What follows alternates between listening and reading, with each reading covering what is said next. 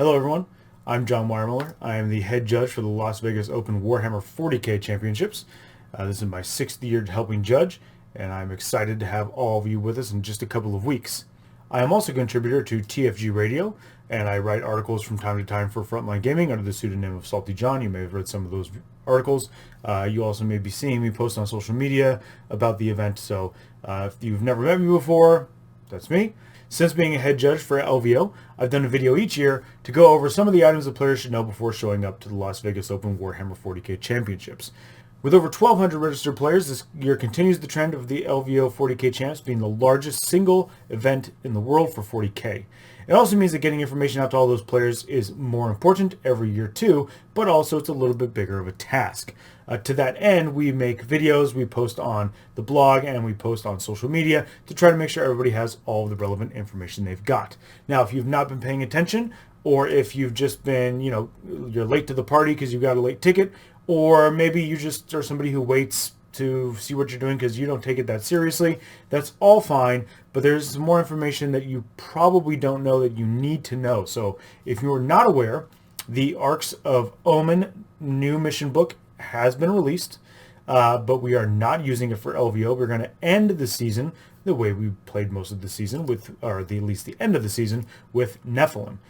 Because the new data slate and points adjustments from Games Workshop were designed to work with Arcs of Omen and not Nephilim, we will not be using those.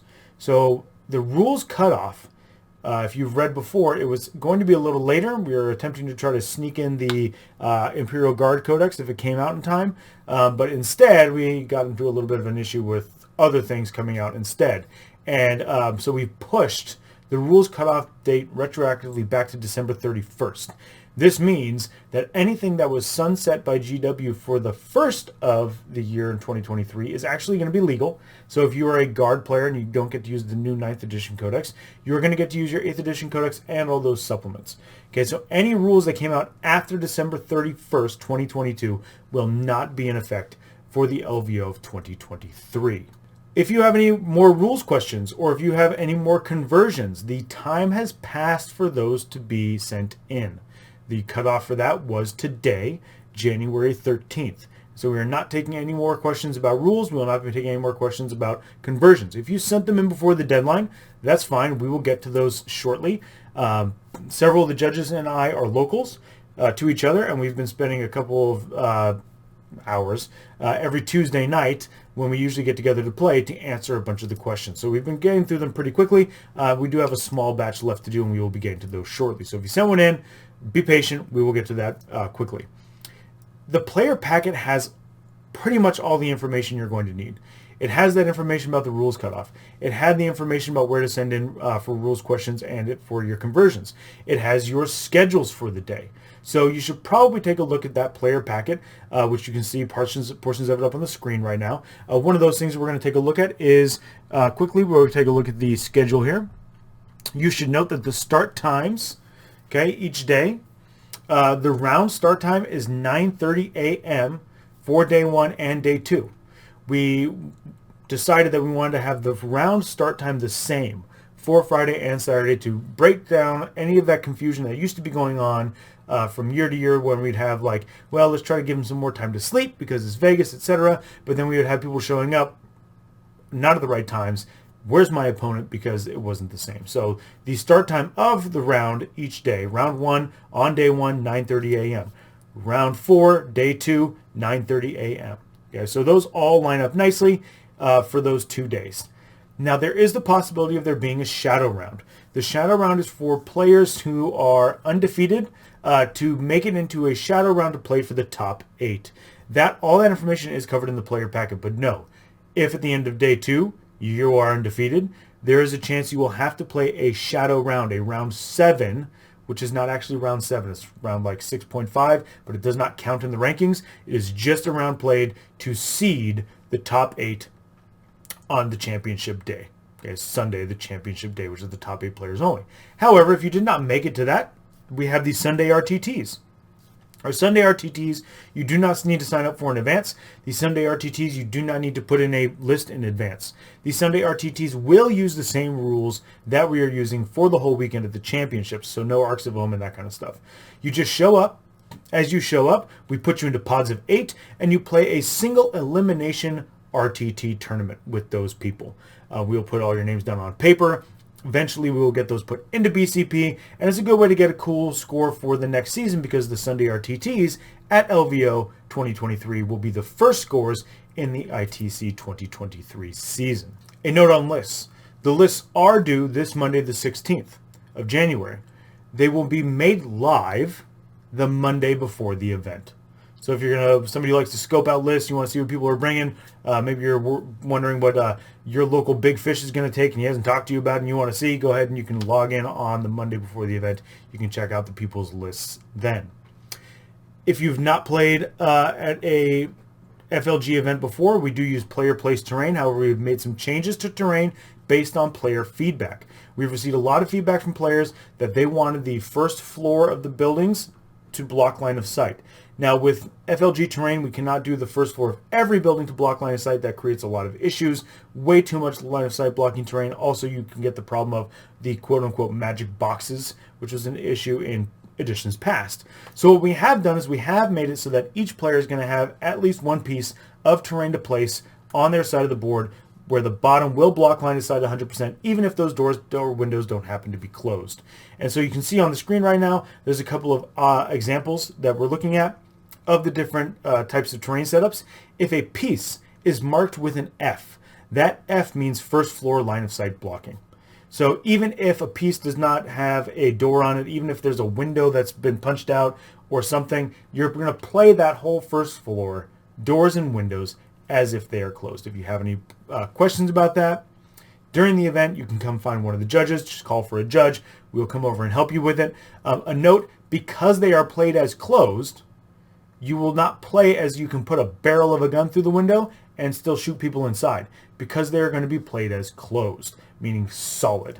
So you cannot put a gun barrel through in order to target things on the other side and draw line of sight from it. Okay, so that's an important distinction to know. Frontline gaming events all use the Frontline Gaming Code of Conduct. If you are not familiar with it, there is a link to it in your player pack. Like I said before, the player packet is a great resource for you to go to find any information you might need on what's going on at the event. Round times, list submission dates should you forget it, the different setups for the terrain, and the FLG Code of Conduct. Now, 99% of players will never have the FLG Code of Conduct come up during any of their games. The vast majority of games will go off without a hitch. Even if you call for a judge, most of the time it's something easy, and there's nothing for you to worry about in terms of that. Now, you do need to make sure you're aware of the Code of Conduct, so you do know that if you do something that would be considered to be illegal in the terms of the game, there could be repercussions for that. There's a yellow and red card system. If at any point you need a judge, we wear these purple shirts. There's also a set of judges that wear yellow shirts, Frontline Gaming shirts. If you've been to other Frontline Gaming events, you will have seen those ones.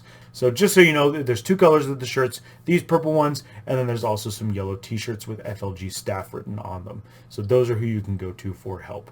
One last item I wanted to talk about is paint judging. If you feel like your army is going to be in the running for a major paint award and you want to get it paint judged, feel free to get that done. However, if you don't think that your army is going to be in the running for a paint score, or you don't think your army is up to the par to be in the running for the former prize called Renaissance Man, which is now called the Paragon, the Hobby Paragon Award, then you don't need to get it paint judged. There are 1,200 players registered. With attrition, the attrition rate is a little higher at LVO than other events due to the nature of the event, but we'll have somewhere around 1,000 players. Paint judging 1,000 players is not possible, not with the time period we have to do it in. And so if you don't want to get paint judged because you know you're not going to be up for an award, you don't need to. Paint judging is not required. Now, if you do want to get paint judged because you think you're in the running for one of those hobby awards or the Paragon Award, then here's the information you need to know. Again, this information is on the packet. Now, if you're going to want to get paint judged, you're going to need to be up a little bit earlier on Friday morning and be down at the event a little bit earlier. You're going to want to make sure if you did not register on Thursday that you were in line early to register Friday. Paint judging will be from 8 a.m. to 9:30 a.m. In that 1.5 hour period, we have dedicated judges who are going to go around. They have a rubric. If you're not aware of what that rubric is, you can find that rubric in the player packet, and you can look through it and see how it's going to be scored. We will do an initial scoring. Of the judges will do an initial scoring, going through and putting it in electronically. Once we have scored everybody who needs to be paint judged, we are going to narrow down the finalists and ask for you to come back. When you come back, you will be paint judged again.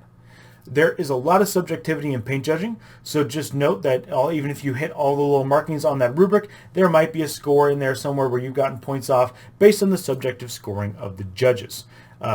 The rubrics will be posted publicly. The rubrics are not posted publicly so that you can come and lobby for a different score. The rubrics are posted publicly so you can see where that judge scored you, so maybe you can see where you might be able to do a little better in the future. But we will be inviting certain people back for a second round of paint judging in order to determine first, second, and third place for painting and for who's going to get the Paragon Award. An important note, you may not win the Paragon Award if you get a card.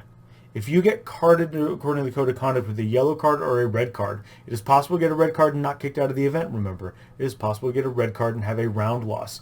Any player who gets a red or yellow card is not eligible for the Paragon Award. To be the Paragon, you need to be an exemplar of the hobby, not only painting-wise, playing-wise, but also sportsmanship-wise.